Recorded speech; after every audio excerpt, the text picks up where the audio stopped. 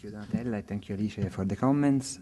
Now I will proceed like that. First, the second discussion will raise these comments, and then I would say we will have a first round of questions and Donatella's reply. I would like to start by thanking my UI friends for inviting me to be the discussant of this book that, in my opinion, too, is a very important work. Thanks for inviting me, although I'm not a social movement scholar, but I'm rather into political theory and history of political thought. Therefore, I'm going to start by explaining why I think that this book could be a very relevant one also for my field of research. Not only because of the references to influential authors such as Habermas, Rosanvallon, Laclau, Negri-Art, etc., but also because the way the topic is addressed. First of all, because the analysis carried out on neoliberalism as economical rationality, as technique of government, as cultural formation, appears a real exercise of critique, and also a sort of historical genealogy. This analysis doesn't address, indeed, simply what social movements say about neoliberalism as an unequal and immoral system. But moreover, it tries to analyze the hidden processes of power through which neoliberalism becomes a narrative that presents itself as a norm, that presents itself as the neutral, efficient, and almost natural system of organization of nowadays societies. An ideology that presents itself as the common sense. I think it's important to stress that through the central reference to Polanyi's work, this exercise of critique is made, above all, by investigating neoliberalism as an historical formation that was born and grew up from the previous phases of capitalism, and that since the 70s assumed the so-called global periphery as laboratories of its own making and development. And that's a very important element because it gives to the analysis the global dimension that it deserves. And allows also to draw a global genealogy of 2008 crisis. For that reason, I can say that a political theorist could easily read this book also as an exercise of critique and a genealogical analysis of contemporary neoliberalism.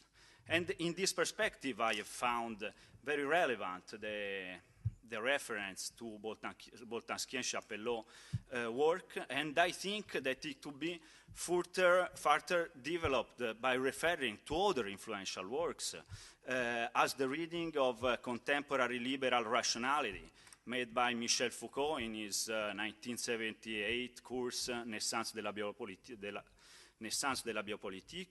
or the most recent book, La Nouvelle Raison du Monde, by Pierre Dardot and Christian Laval.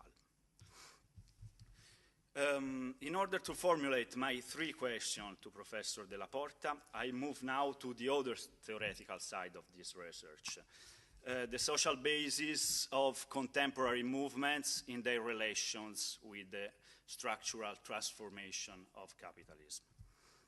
So, my first question is related to the deeper historical dimension that your references to the long history of labor movement give to the comparative analysis between global justice movement and anti-austerity protest. I would like to ask you to elaborate more on how the concept of class could be used in investigating the intersection between social structure and social movements. In other words, my question is, on one hand, what would be the role of concept of class in social movement studies if we bring back capitalism in the analysis? And on the other hand, if bringing capitalism back in social movement studies describes a new path to study the dynamic relations between social movements and structure. Then, can we use this path also to rethink the concept of class, not barely as a socio-economical structure, but also in terms of agency, culture, representation, and self-representation? I ask this question first because I agree with your thesis that anti-austerity protest can be read as a coalition of different social groups rather than the emergence of a new class of precarious. But at the same time, I found extremely interesting, for instance, the shift you describe in the self-representation of their own class position than some similar social groups seem to have experienced from global justice movement and anti-austerity protest. And I think that your several references to E.P. Thompson's works can offer very fruitful elements in this direction. I'm thinking in particular to his attempt to understand the process of emergence of the modern working class in 19th century Britain, stressing the relevance of the political and cultural factors more than the technical and the industrial one.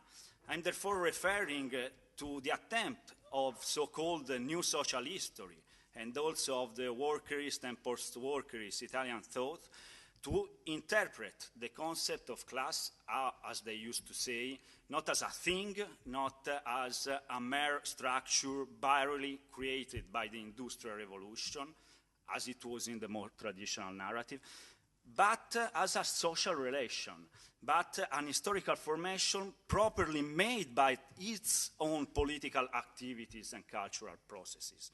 So my first question is if you think that this dynamic idea of class directly related to the political and cultural representations could be in some way useful in the theoretical perspective you seem to open with this theory building book.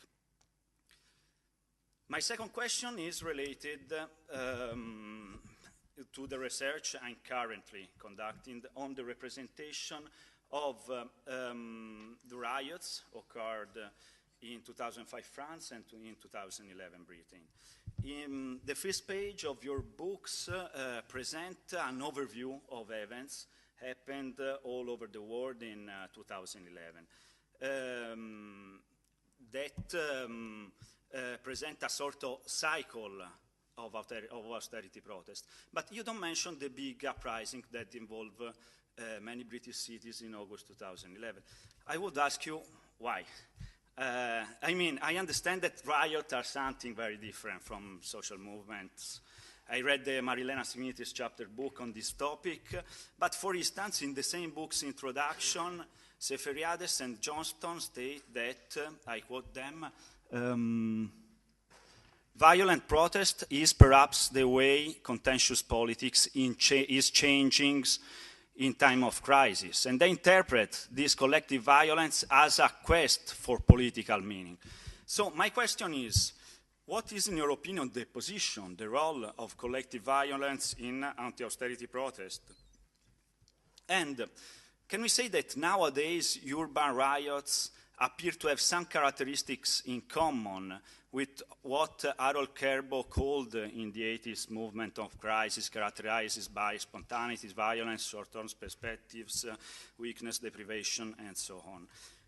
Do you think that this kind of events could address the important question about the role of, let's say, urban subaltern or direct affected in nowadays austerity protests? Last question is related to the topic of institution.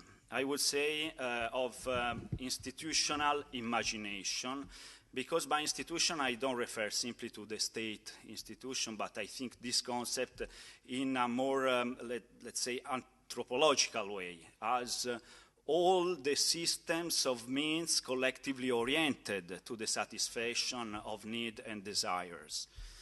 I never studied global justice movement, but I know it by participating in all the major events all around the world, from Porta to the European Social Forum, from 2001 Genoa demonstration to Chiapas to No War Coalition and so on. And I remember this movement also a also as a continuous exercise to imagine and continuous attempt to create his own institution as the social forums. Institution able to give a global representation and a sort of temporal stability, a duration behind the single events to the movement itself.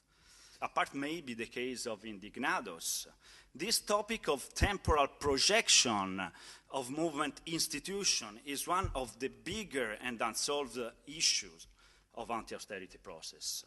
So the question is, can we say that precisely the process of new common institution building mark a major difference between global justice movement and anti-austerity protest? I would have a full question, but maybe Lorenzo get disappointed. Thank you for all the different visions and different questions. You are right about the riots. And I was thinking, in fact, I don't know why I left them out, probably because something interesting to reflect upon is that it seems they happen in other countries than those in which the movements like Indignados were stronger. So you mentioned the UK, there were also in Scandinavian, these riots, and in Latin America as well, some of the anti-austerity type of protests were called anti-austerity riots, and there is a very interesting book by Javier Aullero, who singles out the dynamics of these riots as linked to institutional type of development and so on. So I think that it is something to study. The book was already too long for Polity to publish, but I think this could be the argument of another book. Also because I think that what we are seeing is at the same time conditions of repressions that tend to push movements towards violent type of reactions, but also resistance to this. So addressing the issues of urban violence, of course, we have seen in the last few years movements which started peaceful and were pushed to become more violent. The dynamics became more violent. Think just about Syria or in Gezi parks, very heavy repression, Ukraine, and so on. But my impression is, if I compare the situation with the 70s, which I left through, also, I think that most of these movements tend to resist to violence. In Gezi parks, there was a lot of irony used against the police, but an attempt to avoid direct escalations of the movements. And one of the reasons could also be that this broad type of identities tend to go together with the building of inclusive type of places. So the innovations was the camp, in terms of prefigurations of something new. And in the camps, the attempt was to build atmospheres in which everybody could participate. And so I think there is violence related with repression, but at the same time, there is also more acknowledgement on the side of the movements of the danger which some violent expressions brings about. E.P. Thompson, I think, is very relevant. There is citations which I think could apply also to the movements of this time. He says the working class made itself at least as much as it was done. And in the making of this new class, I think that there is in fact this strong agencies, cultural. If there is, if it is a class or not, I can use my last slide. It's a new class cleavage I asked there. I would leave it with the question mark, first of all, because it is a matter of conceptualizations. What do you mean by class and what do you mean by cleavage? if we think about a class like the class of the past, the labor movement, it doesn't seem to be the ways in which the movements are going. It's cross-class, rather coalitions of people who believe they belong to a similar camp of the affected and so on. I wonder if we need also to rethink these categories, because in the populist reasons, in the need to rethink categories, I think these movements are careful in using left and right and are careful in using class, because they aim to build something different. So if we use class in the narrow sense of a class like the working class was, even if it was made, even if it was fragmented and so on, and it was made through the structurations of the cleavage, I think there will be a lot of differences towards that. But in terms of reconstructing categories, the sort of definitions of collective identities, I think that there is a work in these directions of sort of broad identities. I don't think that the precariat, for instance, would say we are a new class. But I expect to be this type of working around new identities, because the identities of the past are perceived as no more grasping the reality. Institutional imaginations, I think there was a lot of institutional imaginations, and the fact that the camps developed sort of in continuity with the forums, but also stressing many differences, stressing direct forms of democracy much more than the forums had done, stressing a prefigurative values of the forms of protest themselves, is indicating that there is a lot of imagining. And I think that this would be also interesting to reflect upon. There are recent attention to imagining the future as something which has an impact also on the present. And I think that in these movements could be interpreted as balancing the memory of the past, but also with imaginations of the futures which are different from those of previous movements.